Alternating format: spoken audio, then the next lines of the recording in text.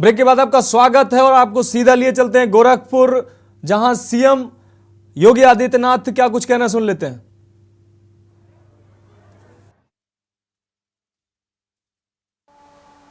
प्रधानमंत्री मोदी जी ने इसी दिशा में आगे बढ़ने के लिए 2014 में खेलो इंडिया खेलो का एक नारा देश को दिया था। आज वो हकीकत बन चुकी है। आज भारत का युवा ओलंपिक में मेडल लेकर के आता है, कॉमनवेल्थ में मेडल लेकर ले आता है, एशियाड गेम्स में मेडल लेकर के आता है और उत्तर प्रदेश का युवा भी किसी भी नेशनल और इंटरनेशनल टूर्नामेंट में जाता है तो पहले की तुलना में कई गुना मेडल लेके आता है। और इसीलिए हमारी सरकार ने तय किया है, इसीलिए कि हर गांव में खेल का मैदान जरूर देंगे और युवा कल्याण विभाग और बेसिक शिक्षा विभाग इस कार्य को आगे बढ़ा रहा है। अभी आपने देखा होगा, हमने स्पोर्ट्स किट दी, हर गांव तक स्पोर्ट्स किट पहुंचाया जा रहा। अब तक हम लोग 65,000 युवक मंगल दल और महिला मंगल दल को स्पोर्ट्स किट उपलब्ध करा चुके हैं। कितनी बड़ी ताकत है ये। खेलकूद के प्रति लोगों में जागरूकता पैदा करने के लिए और हर विकास खंड में एक मिनी स्टेडियम और हर जनपद में एक स्टेडियम का निर्माण भी हम लोग कराएंगे। जंगल कौड़िया में स्टेडियम बन गया है, अब यहां पे बनने जा रहा है। ये भोलाराम मस्करा इंटर कॉलेज का एक विशाल विस्तृत क्षेत्र था, यहां पे स्टेडियम की आवश्यकता थी, वह यहां पर दे दिया गया। लेकिन साथ साथ मुरारी इंटर कॉलेज में भी हम बाउंड्री वॉल के लिए पैसा देने जा रहे हैं, जिससे वहां की व्यवस्था भी सुरक्षित हो सके और वहां पर भी खेलकूद की गतिविधियों को आगे बढ़ाया जा सके। उसी के बगल में अटल आवासीय विद्यालय बन रहा है, तो वहां पे भी एक स्टेडियम का निर्माण होगा। स्टेडियम खेलकूद की गतिविधियों को जितना हम आगे बढ़ाएंगे, व्यक्ति उतना ही स्वस्थ होगा और सकारात्मक दिशा में वो आगे बढ़ेगा। स्टेडियम, ओपन जिम का निर्माण, जो बच्चे सड़कों पर दौड़ते हैं उन्हें अब स्टेडियम मिलेंगे, खेल के मैदान मिलेंगे, ओपन जिम मिलेगा महिला को, पुरुष को, और योगासन के लिए भी उस प्रकार की सुविधा हम देंगे जिससे यौगिक क्रियाओं को आगे बढ़ाने का कार्य कर सकेंगे। ये सभी चीजें प्रधानमंत्री मोदी जी की प्रेरणा से आज सांसद खेलकूद प्रतिस्पर्धा भी हर संसदीय क्षेत्र में हुआ है। रवि किशन जी ने भी विधायकों की मदद से और कमलेश पासवान जी ने भी सभी विधायकों के साथ मिलकर के अपने अपने संसदीय क्षेत्र में पहले बड़े बड़े आयोजन करवाए। हजारों नौजवान खेलकूद की गतिविधियों के साथ जुड़े हैं। यह इसलिए जिससे हमारी युवा शक्ति सकारात्मक दिशा में कार्य कर सके और उसी सकारात्मक ऊर्जा को आगे बढ़ाने के लिए आज हम सब आपके बीच आए हैं। मैं आप सबको इस बात के लिए आश्वस्त करता हूं, विकास के लिए पैसे की कमी आड़े नहीं आएगी। जितना पैसा विकास के लिए आवश्यकता पड़ेगी हम लोग उसके लिए देने जा रहे हैं। जितना पैसा विकास के लिए, आज तो आप सैजनवा को देख सकते हैं, चारों ओर से 4 लेन से जुड़ चुका है। कोई सोचता था कि कालेसर से जंगल कौड़िया 4 लेन के साथ जुड़ेगा? कोई सोचता था ये बखरा वाला मार्ग चौड़ा होगा? कोई सोचता था सैजनवा में रेलवे ओवरब्रिज बनेगा? ये सभी कार्य इसलिए। लेकिन भाइयों बहनों, जहां ये विकास हो रहा है वहीं हमें यह भी सोचना होगा, विकास के साथ हम सबको जुड़ना होगा। तात्कालिक कुछ समस्याएं आ सकती हैं, तात्कालिक कुछ समस्याएं आएंगी, लेकिन इसका भी समाधान होगा। याद करिए, आज से 20 साल पहले, 25 साल पहले आमी नदी की शुद्धता को लेकर आंदोलन होता था, कितनी काली पड़ चुकी थी। आज आमी नदी में आप जाके देखे कितना शुद्ध पानी है। मगहर में मैं देख रहा था परसों, साफ पानी है। ऐसे ही सैजनवा में जो इस समय थोड़ी बहुत समस्या लोगों को कुछ दिखाई दे रहा है ना, आप देखेंगे इसका भी बहुत जल्दी समाधान हम लोग निकाल देंगे। ये सबका समाधान है, सबका समाधान है। टेक्नोलॉजी वहां तक पहुंच चुकी है और नहीं पहुंची होगी तो उस टेक्नोलॉजी को लेकर के आएंगे और उस समस्या का समाधान भी करेंगे। लेकिन हमें एक बात को ध्यान रखना होगा, व्यापारी को व्यापार करने की पूरी स्वतंत्रता होनी चाहिए। उद्योग को चलाने के लिए प्रोत्साहन मिलना चाहिए। हजारों लोगों की रोजी रोटी उससे जुड़ी होती है और सिस्टम के डेवलपमेंट में उसका योगदान होता है। हमारे युवाओं को कार्य मिलता है, विकास की प्रक्रिया आगे बढ़ेगी। उत्तर प्रदेश के युवाओं की ऊर्जा और उनकी प्रतिभा का लाभ अगर उत्तर प्रदेश के अंदर मिलना प्रारंभ हो गया, उत्तर प्रदेश को देश का नंबर 1 राज्य बनने में कोई देर नहीं लगने वाली है। कोई देर नहीं लगने वाली है। हमारे युवा सब कुछ कर सकते हैं और उसी युवा को प्रोत्साहित करने के लिए तो हमने तय किया है 2 करोड़ युवाओं को टैबलेट और स्मार्टफोन देने जा रहे हैं। जो भी डिग्री कॉलेज में युवा जा रहा है, टैबलेट और स्मार्टफोन उसको उपलब्ध कराया जा रहा है। सहजनवा डिग्री कॉलेज में हमने कहा है कि भाई यहां पे कुछ नए संकाय भी खुले।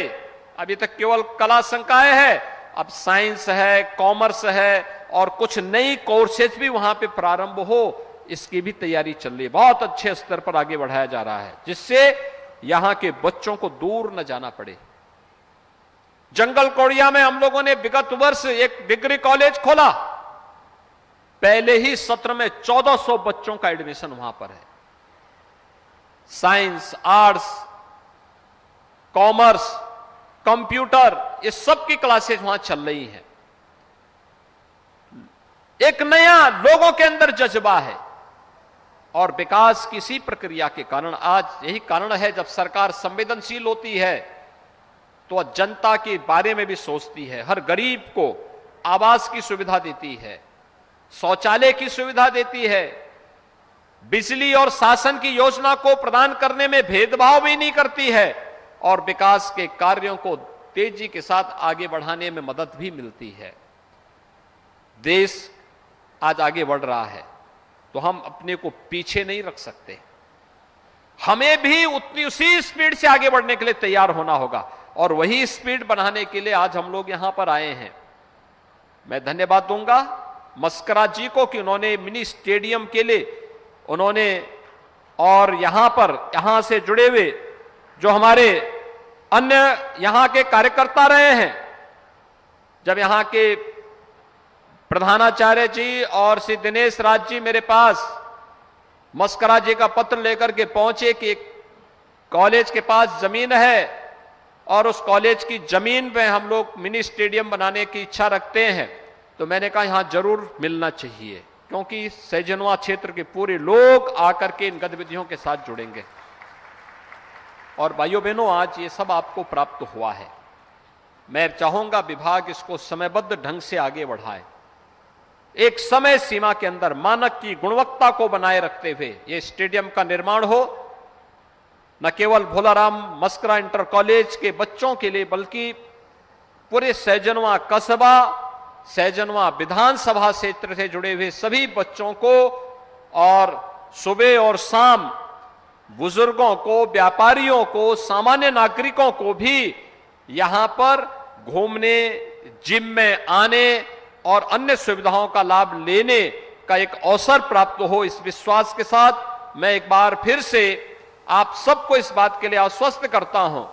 आज आप प्रदेश सरकार की कार्य पद्धति को देख रहे होंगे।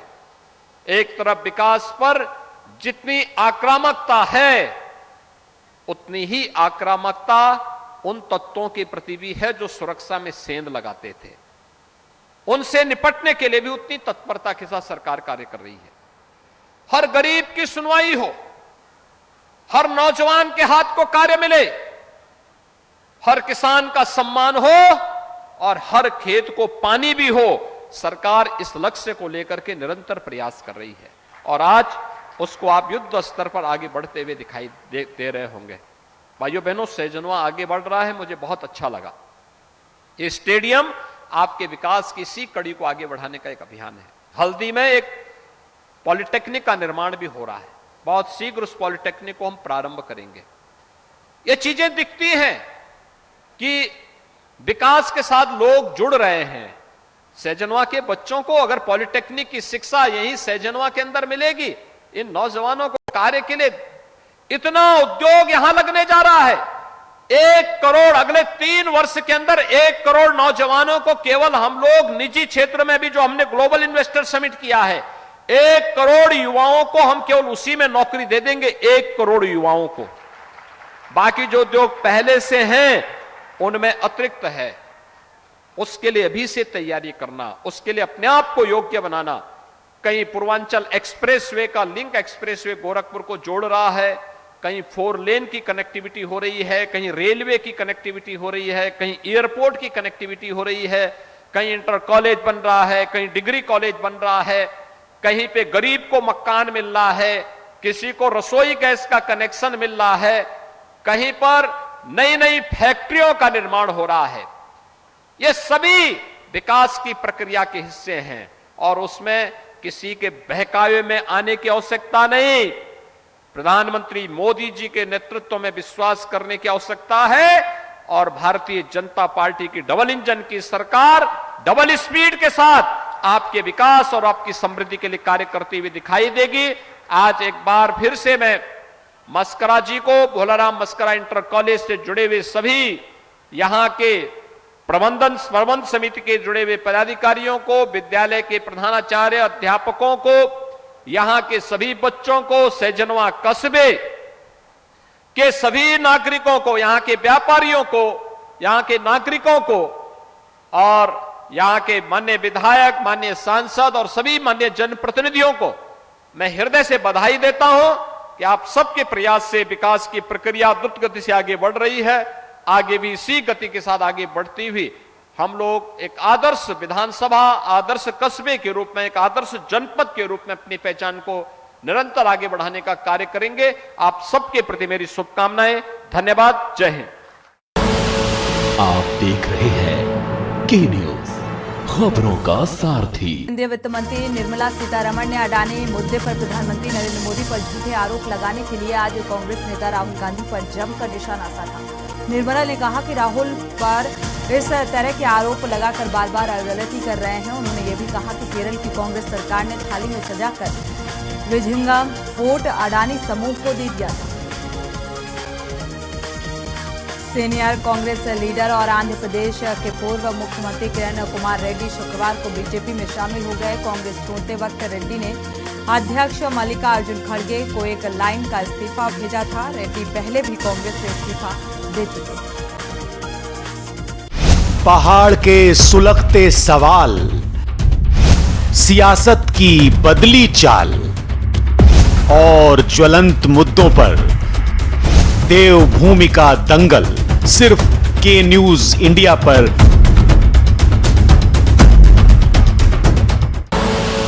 आप देख रहे हैं के न्यूज, खबरों का सारथी।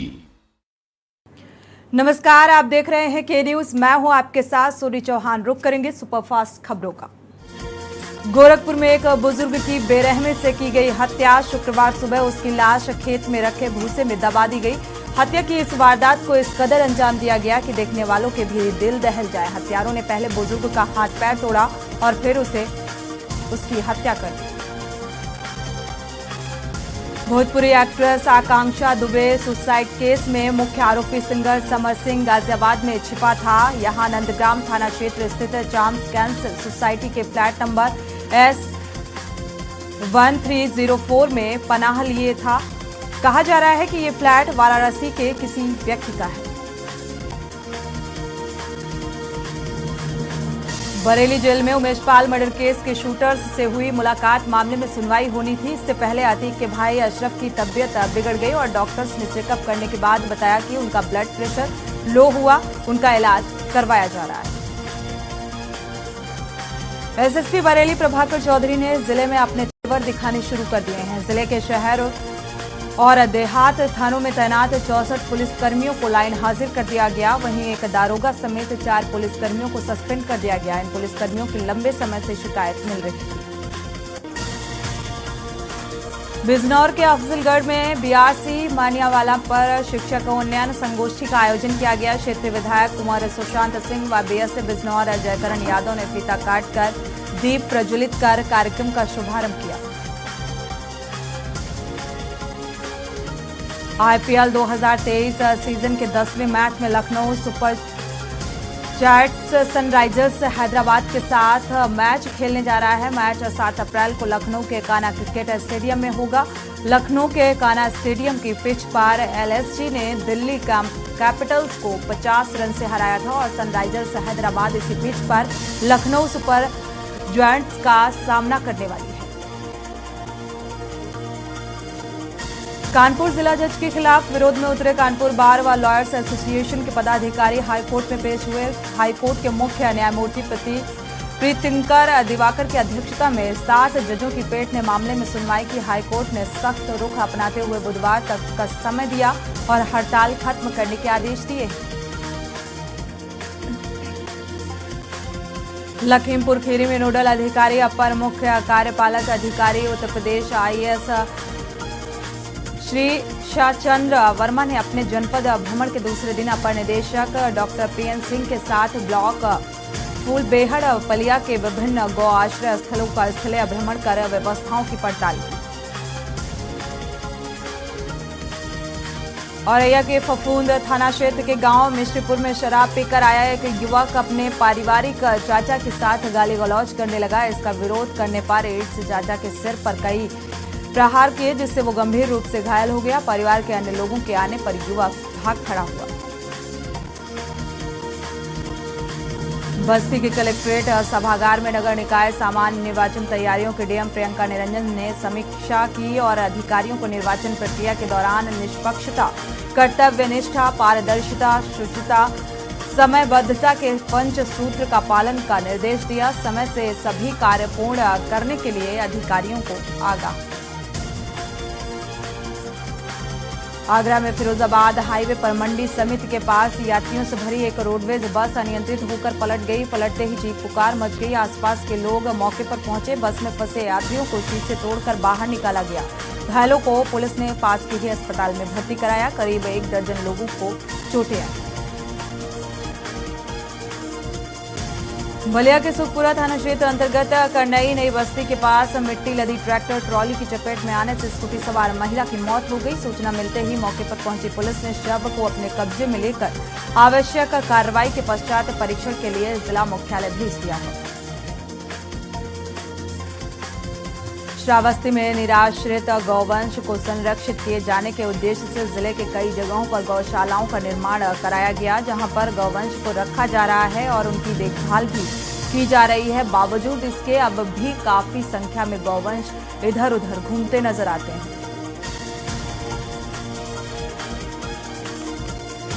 फर्रुखाबाद के कस्बा कायमगंज में हनुमान जी के जन्मोत्सव पर विशेष धूम नजर आ रही है। हनुमान जन्मोत्सव पर कायमगंज श्रद्धालुओं द्वारा विशाल एवं भव्य हनुमान जी की शोभा यात्रा निकाली गई।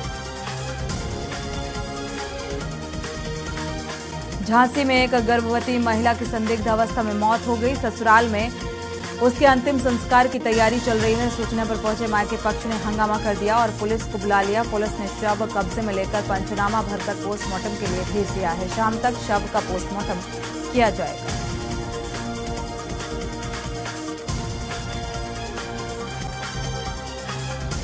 अमेठी में सातनपुरवा गांव में गेहूं की फसल में भीषण आग लग गई। आग लगने से करीब 25 बीघा से अधिक फसल जलकर राख हो गई। कड़ी मशक्कत से ग्रामीणों ने आग बुझाई। आपको बता दें कि सूचना के बाद भी नहीं पहुंचा कोई भी दमकल विभाग मौके पर। कान्हा क्रिकेट स्टेडियम में आज आईपीएल का दूसरा मैच है। इसके चलते लखनऊ ट्रैफिक व्यवस्था में बदलाव किया गया। डीसीपी ट्रैफिक रईस अख्तर ने बताया कि होने वाले आईपीएल मैच के दौरान से मैच समाप्त तक डायवर्जन की व्यवस्था लागू रहेगी।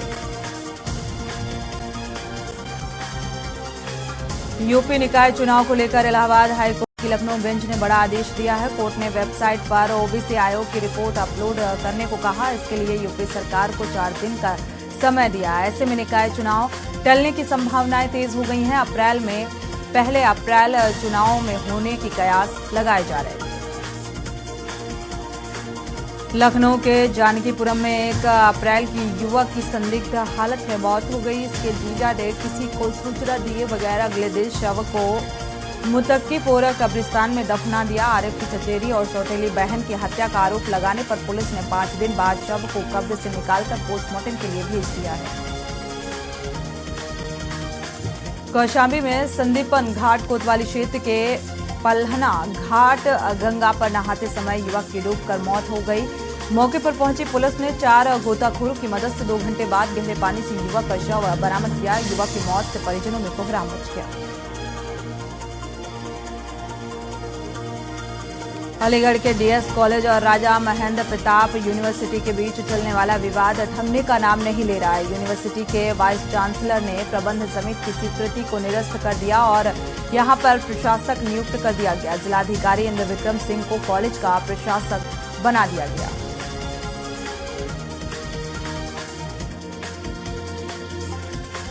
नोएडा ग्रेटर नोएडा एक्सप्रेसवे सुबह 7 से रात 11 बजे भारी और मध्यम वर्ग के माल वाहक वाहनों को पूर्ण प्रतिबंध करने की तैयारी की जा रही है। इसके लिए यातायात पुलिस ने लोगों को जाम से बचाने के लिए ट्रायल के तौर पर नो एंट्री व्यवस्था में संशोधन किया।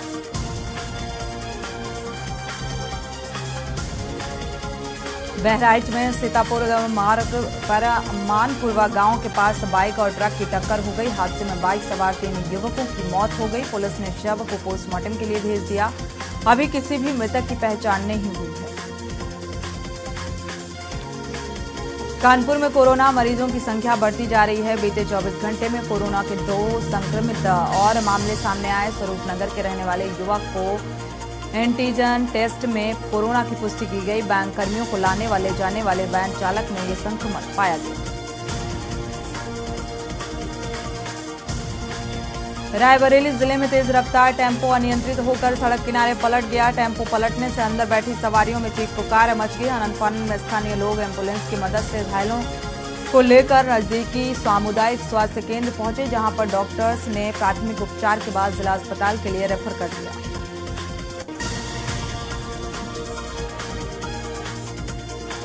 मोतीलाल नेहरू राष्ट्रीय प्रौद्योगिकी संस्थान MNNIT का 19वां दीक्षांत समारोह शनिवार को होगा। मुख्य अतिथि लोकसभा अध्यक्ष ओम बिरला होंगे। इस बार का overall institute gold medal Meerut निवासी बीटेक कंप्यूटर साइंस के छात्र RN मित्तल और प्रयागराज के सलौरी की रहने वाली बीटेक इलेक्ट्रॉनिक्स एंड कम्युनिकेशन की छात्रा पलक मिश्रा को मिलेगा।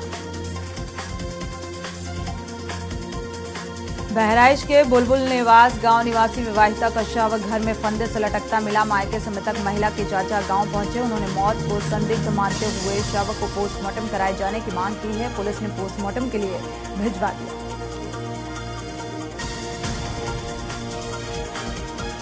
अलीगढ़ मुस्लिम विश्वविद्यालय के पूर्व उप कुलपति और प्रख्यात cardio thoracic vascular surgeon professor MH Beg का सुबह निधन हो गया। निधन की सूचना मिलते ही AMU समुदाय में शोक की लहर दौड़ गई और हर किसी ने उनके निधन पर अपनी संवेदनाएं व्यक्त की। यूपी में कोरोना फिर से जानलेवा साबित हो सकता है। 24 घंटे में 192 नए मामले सामने आ रहे हैं और गौतम बुद्ध नगर में 56, लखनऊ में 35, गाजियाबाद में 30 नए मरीज सामने आए। लखनऊ में एक महिला की मौत भी हो गई। अस्पताल की जांच रिपोर्ट में महिला कोविड पॉजिटिव पाई गई। उन्नाव में गैंगस्टर एक्ट के मुकदमे में न्यायालय ने 2 दोषियों को 3 साल कैद की सजा सुनाई है। दोनों दोषियों पर 5-5 हजार रुपए का अर्थदंड भी लगाया गया है। फतेहपुर 84 थाना क्षेत्र के कस्बा निवासी पुनीत पुत्र अखिलेश कुमार ने 8 अप्रैल 2010 को भगवान शंकर व तेज नारायण पर गैंगस्टर एक्ट में कार्रवाई की। कोरोना के बढ़ते केसों को देखते हुए एक बार फिर से अलर्ट जारी करते हुए कोविड प्रोटोकॉल को पालन करने के लिए जोर दिया गया है। कोरोना से बचाव को लेकर सावधानी बरतने पर भी जोर दिया गया। हरदोई में अज्ञात कारणों के चलते गुरुवार रात 4 घरों में आग लग गई। देखते ही देखते चंद पल में आग ने सारे घर को अपनी आगोश में लेकर खाक कर दिया। काफी मशक्कत के बाद फायर ब्रिगेड की गाड़ियों ने आग पर काबू किया। हादसे में गृहस्थी समेत अन्य जरूरी सामान जलकर खाक हुआ। यूपी में 2023 और 25 सत्र के लिए होने वाली बीएड संयुक्त प्रवेश परीक्षा की डेट बढ़ा दी गई है। पहले ये परीक्षा 24 अप्रैल को संपन्न होनी थी, मगर अब 15 जून को परीक्षा कराई जाएगी और विद्यार्थियों के अनुरोध पर यह निर्णय उच्च शिक्षा मंत्री योगेंद्र उपाध्याय ने लिया। शासन के निर्देश पर झांसी के बुंदेलखंड यूनिवर्सिटी ने नई अधिसूचना जारी कर दी है। कानपुर में हनुमान जयंती के अवसर पर शोभा यात्रा निकाली गई। बाबा अमरनाथ सेवा मंडल और करणी सेना ने मिलकर हनुमान जन्मोत्सव मनाया। रात करीब 8:30 बजे शोभा यात्रा शिव कटरा स्थित संकट मोचन हनुमान मंदिर से होकर शोभा यात्रा में हजारों की लोग में श्रद्धालु शामिल हुए।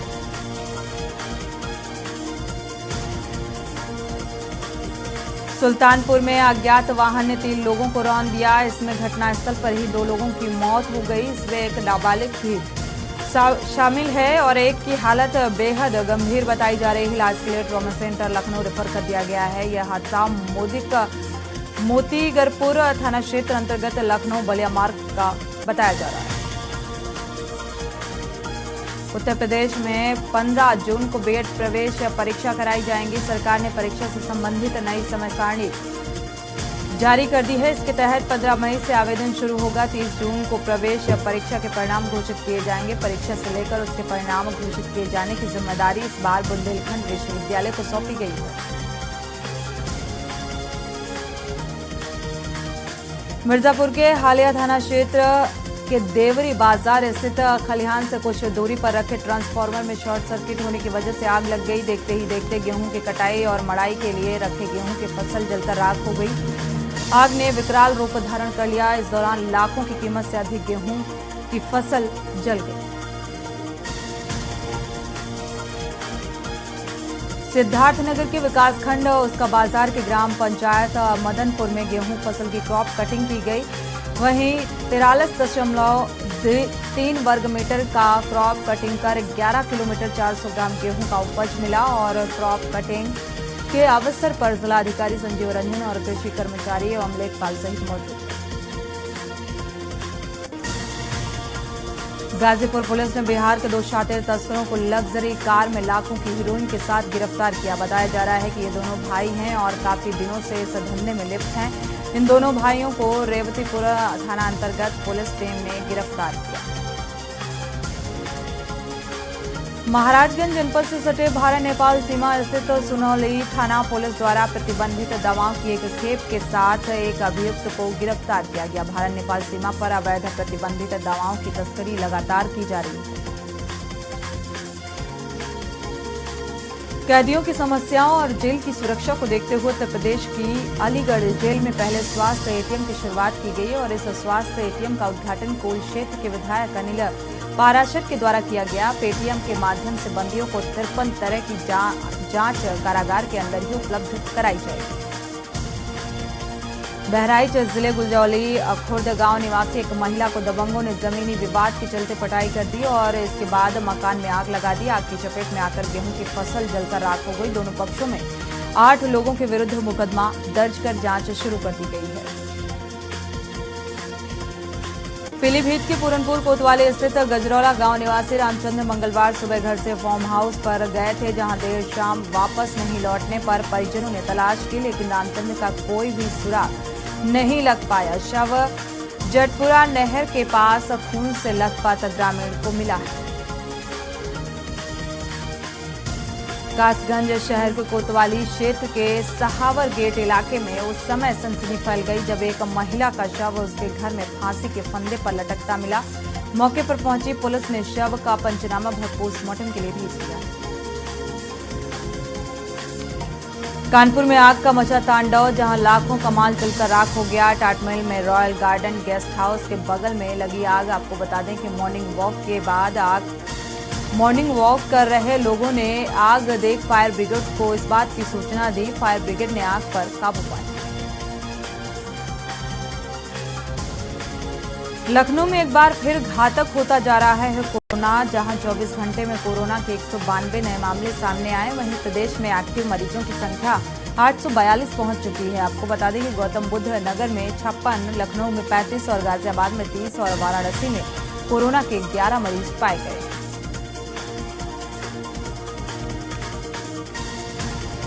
राज्यपाल आनंदीबेन पटेल का बरेली दौरा, जहां 14 अप्रैल को बरेली आएंगी। राज्यपाल रुहेलखंड विश्वविद्यालय पहुंचेंगी। आपको बता दें कि इनक्यूबेशन फाउंडेशन समेत कई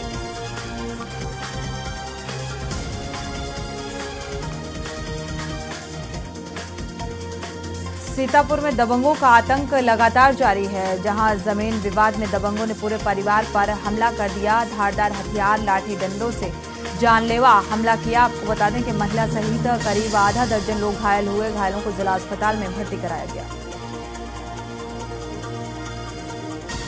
श्रावस्ती में कोना नगर पंचायत को पेयजल परियोजना की सौगात दी गई, जहां आप देख रहे हैं के न्यूज, खबरों का सारथी।